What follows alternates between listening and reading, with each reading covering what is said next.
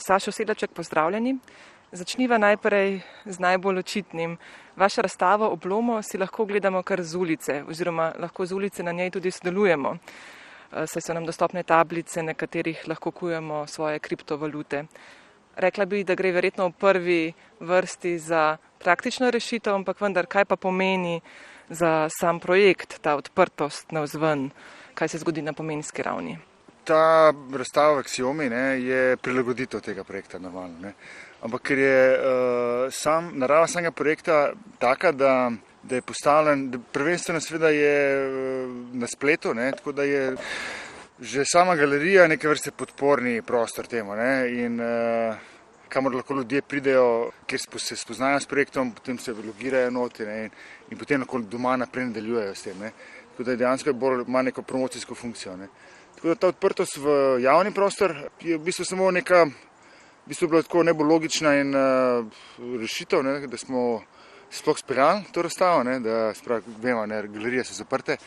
Smo v bistvu odprli razstavo v zaprti galeriji. Smo odprli okna in pomolili te tablice, na katerih deluje ta platforma Oblomo, tako da lahko ljudje tudi z ulice dejansko spoznajo projekt, rudarijo.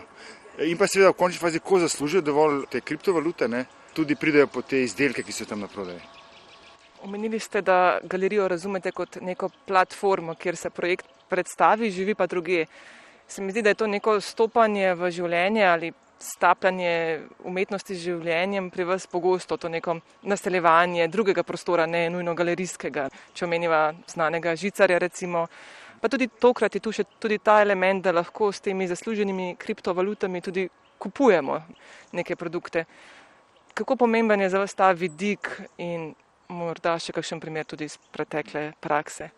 No, neče sem povedala, ta kriptovaluta je namenjena, kriptovalutna platforma Oblomo je namenjena temu, da vrednoti naše nedelo, spravo naše lenobo, se deluje v brskalniku. In vse, kar potrebujete, telefon, tablica, računalnik s kamero, greste na to spletno stran oblomo.si in lahko praktično tako začneš rudariti. Ja, zdaj ta zunanjost, življenje na splošno je seveda zmeraj pomemben del mojih del, v bistvu zmeraj probam nekako najti neke spregledane momente, neke neobičajne povezave, moče neke kognitivne pege, ki v bistvu imamo ljudje in niso tako na prvo žogo očitne. In jih pol skušam z temi projekti, z nekimi realnimi nastavki, združiti v to neko novo tvorbo, ki lahko rečemo umetnost ali pa skulptura, video, karkoli pač, spletna stran. In seveda na ta način pokazati neke spregledane nove momente, v bistvu nek način zmeraj neko zgodbo ustvariti, za katero želim, da v bistvu govori nekaj o naših življenjih in o okolju, v katerem živimo.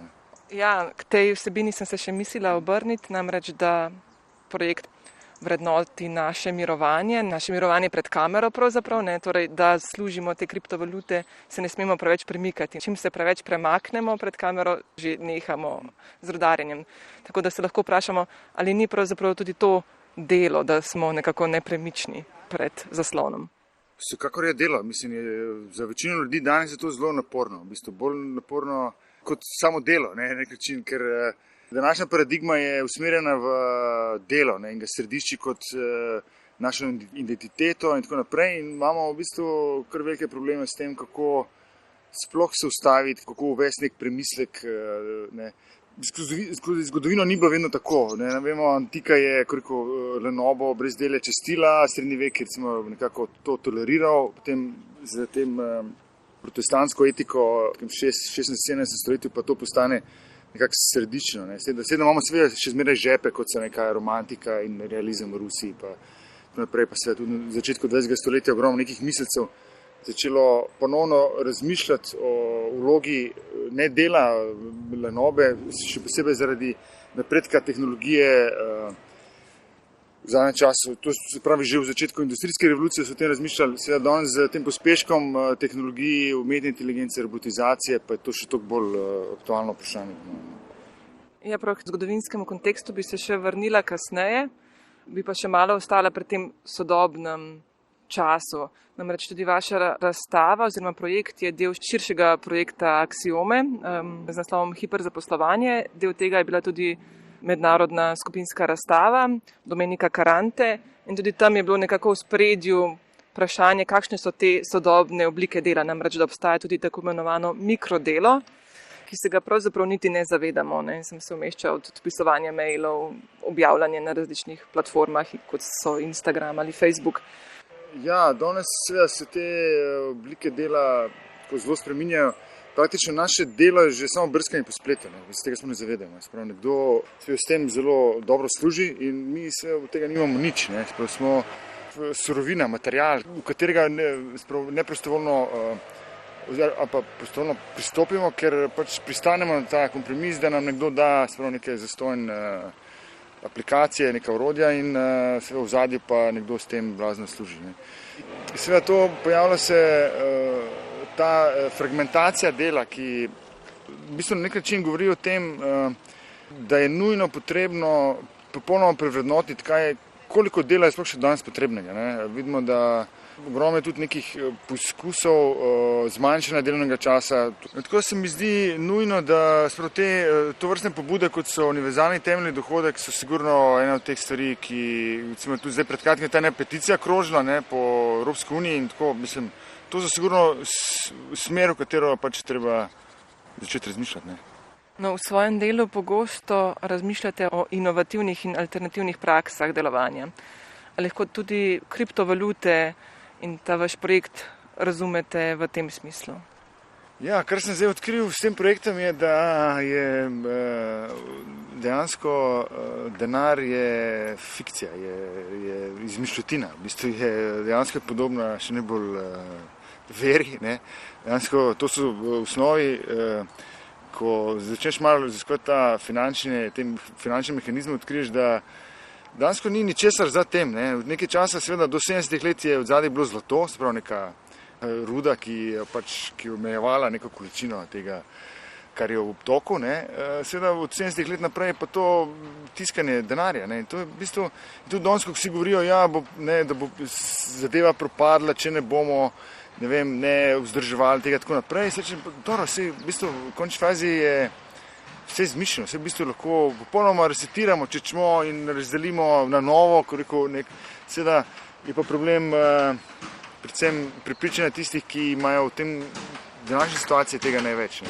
Tako da v bistvu kriptovalute so en zanimiv eksperiment, ki pokaže, koliko kreativnosti v bistvu lahko tudi v nečem takem, kot je nek monetarni sistem.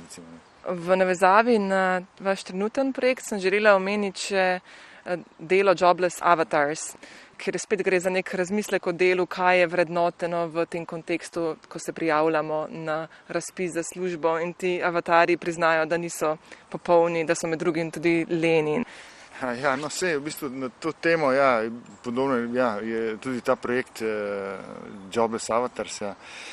Šlo je za en projekt, ki sem ga naredil takrat za leta 2014, za Transmediale in je nastal tako, je posebno drugačen projekt, kot je Oblomo, ki je res megalomanski v smislu, ker treba so to kriptoscena preštudirati, treba umetno inteligenco od programa spisati in tako naprej.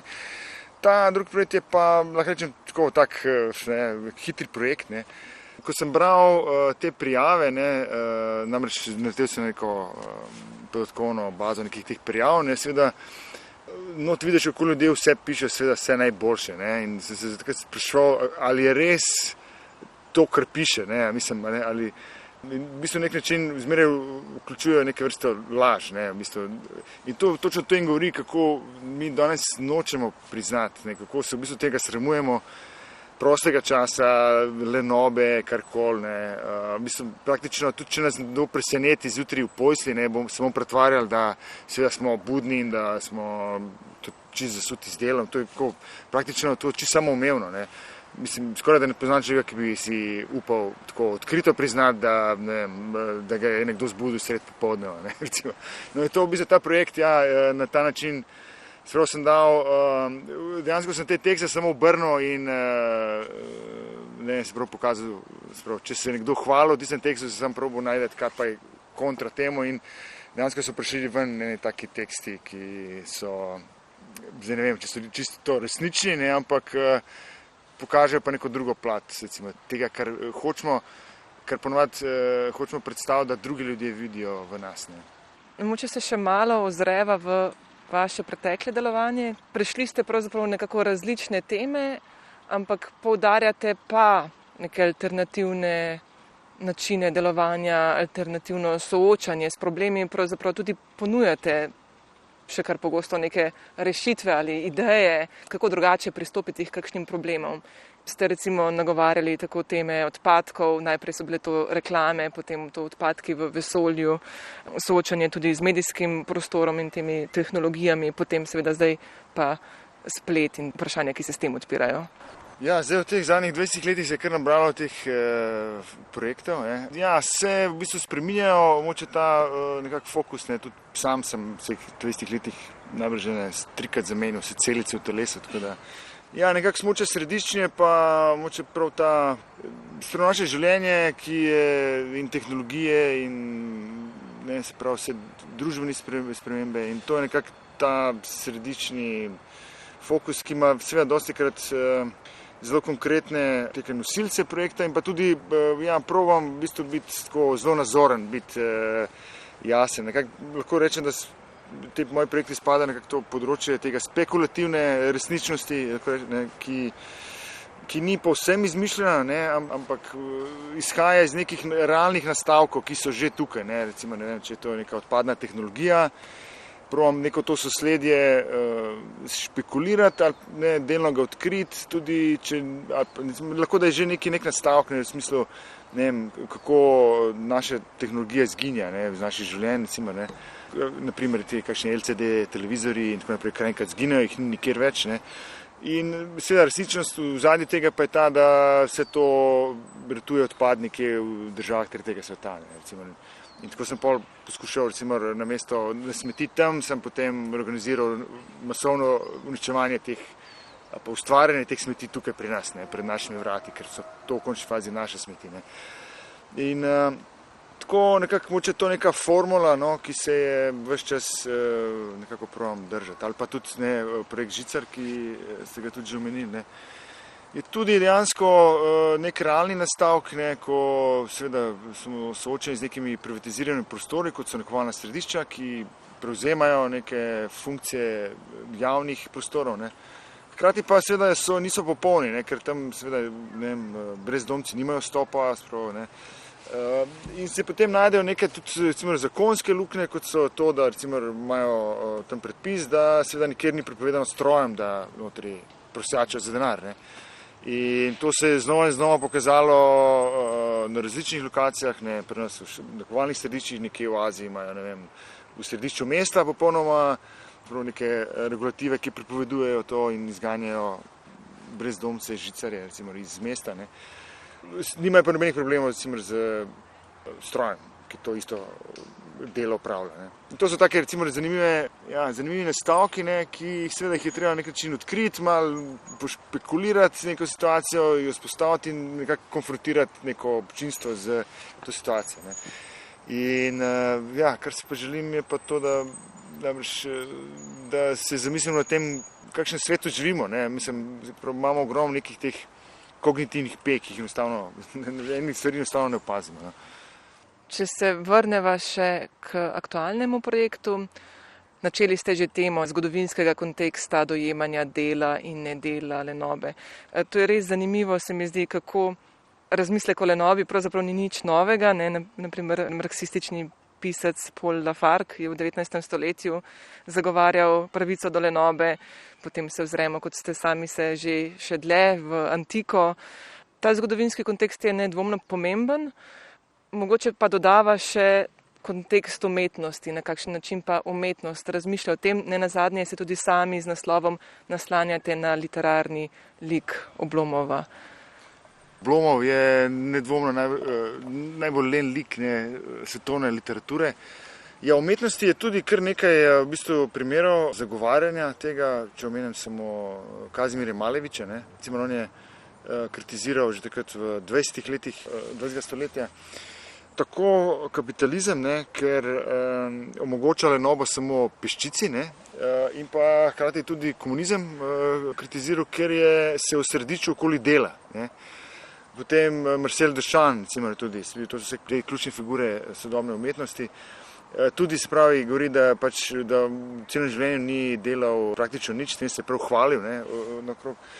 In je v bistvu dejansko pozdigoval to brezdelje kot vir vsega navdiha in tako naprej. Pol kasneje seveda imamo tudi Mladena Stalinoviča, recimo, ne, ki ravno tako govori o tem, da na Zahodu umetniki sploh ne obstajajo, ker se ukvarjajo z nepotrebnimi stvarmi, kot so samopromocija, galerijski sistemi in tako naprej, da v resnici tekmovanje z enim drugim, uvrstitve v izbore in tako naprej, ne, in da dejansko sploh niso pravi umetniki. Ne. Stalinoviča sem nameravala sama omeniti in njegovo znano serijo Umetnik na delu, ki ga prikazuje v postelji.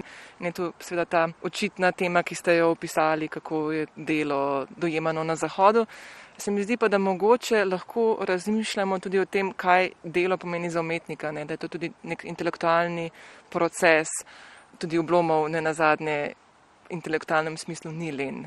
Ja, v bistvu lenoba ni samo kar enoznačen pojem, ne. V bistvu lenoba, seveda kot Oblomov, ne, smo lahko fizično leni, vendar v tem intelektualnem smislu pa so pač vrelec neke energije, razmisleka in tako naprej.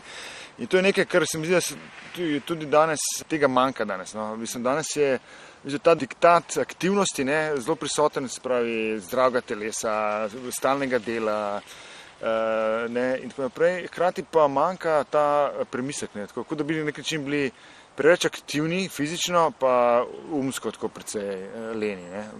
Se mi zdi pa, da mora biti ravno obratno, spravi, da bi ogromno potrebovali nekega, vsaj trenutno, a pa tudi na nek način, zdaj tak čas tudi primeren temu, da enostavno smo prisiljeni tako zaradi zdravstvene situacije, ekonomske, ekološke, pač premisliti ogromno stvari, ne. In umetnost je tle sigurno tudi ena od teh dejavnosti, ki k temu umetnost v širšem smislu spravi to, ne mislim samo likovno umetnost, tem pač od vseh oblik pojavnosti tega, da pač te možnosti nekako začne propagirati, že pokaže neke prakse. Umetnost je lahko zelo hitra v tem smislu in ima hitrejša od ekonomije, od ne vem, nekih drugih procesov, ki za sabo vlečejo neke institucije, spremembe življenja in tako naprej. In zelo hitro lahko ponudi neke oblike, neke utopije, neke spekulativne rešitve, ki lahko prenesejo zelo hitro neke tudi spremembe. Ne. Pomislila sem še na to vprašanje, da pa je ena problematika tudi ta, da recimo vsaj pri nas nekako širša javnost mogoče pogosto delo umetnika dojema kot ne delo, da umetniki pa pravzaprav nič ne delajo. To je napačna predstava. Ne. Tudi jaz sam bi si želel, sicer govorim o lenobi, ampak to ne odraža toliko mojega ranega stanja kot moje želje. Mogoče po nečem. Ne. Namreč že pred leti smo v bistvu dejansko, se spomnim, govorili umetniki o tem, kako smo stalno zaposleni, kako v bistvu nimamo te ločnice med prostim časom, delom, pač praktično si skozi v bistvu nekako v projektih, stalno si v nekih razpisih, prijavah in tako naprej, medtem ko ostali del družbe nekako je v bistvu bil bolj redne zaposlitve, ne.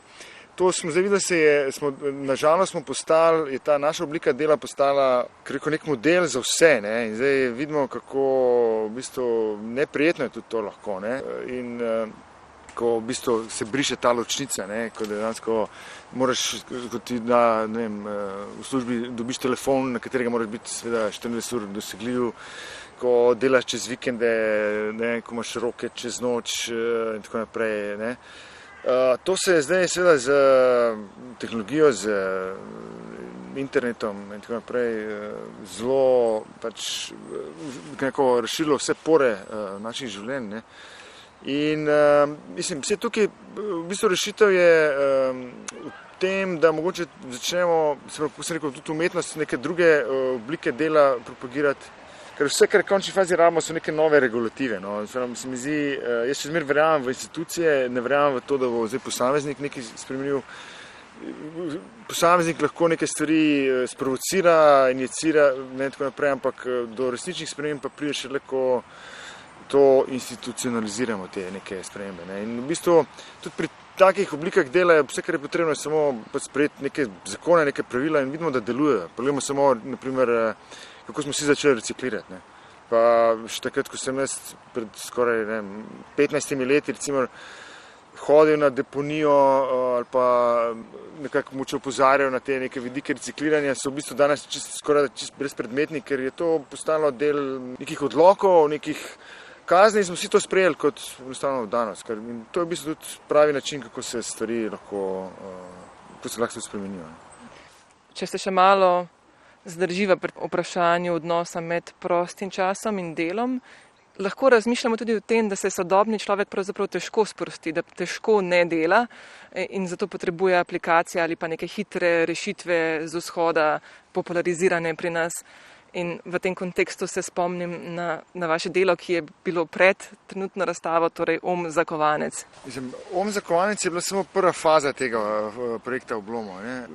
To je zaradi narave teh kriptovalutnih projektov, ki v bistvu morajo imeti nek konsens, po katerem ustvarijo te kovance, ker drugače so podvrženi lahko nekim špekulacijam, recimo, tako da jaz pač si lahko izmislim neko količino v sistemu. Ne. To je bil zato, to je bil neki tako imenovani Genesis blok, se pravi ta ustvarjene prve količine teh kovancev v sistemu in zato, da pač onemogoča v bistvu izmišljevanje tega. Ne, se pravi. Ja, to je v bistvu bolj v tem smislu. No. Ja, je pa res, da zdaj ta solucionizem, ne, se pravi, ali rabimo aplikacije za to, da spremenimo naše navade, svet, je zelo vprašljiv. Ne, se pravi, po eni strani imamo seveda Silicijevo dolino, ki trdi, da seveda ja, ne, te aplikacije so rešitev, po drugi strani seveda imamo pa tudi kritike tega, kot je Morozov, ne, ki govori, da pač s klikom na gumb ne bomo rešili sveta. Ne. To vprašanje je precej kompleksno. Ne. Tako da jaz bi moče to zadevo bolj na širše zastavil. Moče se odgovor, po mojem, se bolj skriva v uporabi znanosti, statistike, razuma. Jaz mislim, da je tle, ne vem, če to lahko enačimo z tehnologijo. Ne. Vsekakor je pa to orodje, ki nam omogoča, da se borimo proti, kako vidimo zdaj, poplavi nekih lažnih novic, ponovnega vzpona, nekih vraževerij, tako mislim. Mi zdi, da smo nekako konfrontirani s tem, da ali postavimo ta razumsko znanstveni, se mi zdi, da to je še zmeraj neko orodje, ki nam omogoča se proti tem se boriti. Ne smemo pozabiti, tudi zgodovinsko gledano, mi smo to na nek način z razsvetljenstvom že premagali. Ne. Zdaj so taki ponovni dvomi v to, oziroma ali pa enačenje tehnologije samo z razumskostjo moče napačne. Namreč tudi tehnologija je lahko popolnoma nerazumna, ne? Mislim, in je razlog za širjenje nekih lažnih novic, kot smo priča zdaj recimo v družbenih medijih. Ne? Zakaj pa ste se v projektu za kovanec, ki je bil nekakšen uvod v razstavo in projekt Oblomo, odločili prav za meditacijo kot način pridobivanja kriptovalut? Jaz sem v bistvu ta odločitev, da uporabljam profesionalne, ne menihi, ampak so ljudje, ki meditirajo, ne, se pravi te, ki znajo biti sproščeni. Ne. To je zato, da so koliko nek ideal, no, neke umirjenosti, ali pa recimo te, ki se v tej današnjem svetu znajo ostaviti in sprostiti. Ne. Zato, da smo pač tudi na ta način lahko v pol ure ustvarili recimo ta 2 milijona teh kovancev v sistemu. Ne. To je predvsem zato. Recimo, zdaj, te novi kovanci zdaj trenutno nastajajo tako, da se neregistriran uporabnik postavi pred to aplikacijo in on na isti način kot te menihi, ne, v narekovajih, se pravi, dodaja v skupno denarnico to vsoto. Medtem ko ta, ki se prijavi, potem iz te denarnice dobiva nagrado. Ne. To je ta razlika. Zato je v bistvu prišlo do te odločitve, no, da uporabim pač te tri, da sprovamo sploh ta rig, oziroma platformo, ne, s tem te umetne inteligence in da vidimo, kako deluje, ne, in da pač pred živo publiko ustvarimo to veliko količino teh 2 milijona recimo, teh kovancev. Ne. To se pravi, kako se omenja, to je ravno zaradi tega, da ne bi, se pravi, jaz kar jutri se spomnil in si nakazal 2 minut. To je nemogoče. Jaz tudi, če hočem jaz dobiti diplomo, kovanci moram ravno tako pred aplikacijo in ravno tako moram pač lenariti, ne, ali pa pač neko glas dati gor in naprimer zdaj trenutno kupujem recimo te selfije, ne, ljudi, ki se slikajo s to napravo, tako da sprav to bi moče tudi še poudaril. Sprav ta aplikacija je tudi elektronska trgovina izmenjav, se pravi, kjer mi izmenjavamo delo za nedelo, se pravi, gor lahko daš oglas, naprimer, da želiš, da nekdo gre namesto tebe v trgovino, naprimer, ali pa da ti nekdo naseka drva. Jaz sem lahko len za to, da nekdo drug, recimo, ki pa ne more biti pri miru, kakor lahko na ta način tudi zasluži. Seveda je pa to vse skupaj tako na meji z neko provokacijo, ne, poskušam s tem dati pospešek nekemu razmisleku o tem, kaj to naše nedelo danes pomeni. Platforma je pa tudi zastavljena tako, da je tik pred tem, da se res lahko zgodi. Dejansko bi lahko postane, ima ta potencial, ne, da lahko postane prava stvar. Recimo. Podobno vašim preteklim projektom, ja, ki imajo tudi ta potencial. Omenili ste provokacijo, ni pa le provokacija, se mi zdi tudi neka mera humorja prisotna, kar pa je spet nekaj, kar je precej značilno za vas. Kaj vam pomeni ta humorna nota, na kakšen način jo vpeljujete? Ja, humor je v bistvu zelo pomembna komponenta vseh teh mojih delih. Sploh zato, ker moče se dotika nekih takih tem, kot so ekologija, lenoba in tako naprej, ali pa neki vpadni elementi družbe, ne, ki so dostikrat imajo to nevarnost, da zaidejo ali te rahlo didaktične vode, moče dobijo neko ta skoraj da patetični, patos, ker so ljudje dostikrat naveličeni tega moraliziranja, ki je s tem povezano, ne. In zato v bistvu probam zmeraj vpeljati ta element humorja, v bistvu zmeraj stvari skozi rahlo distanco pogledati in najti to neko umestno točko, ne, ki se mi zdi, da ravno preko humorja lahko veliko bolje skomunicira moče neke take teme. Ne.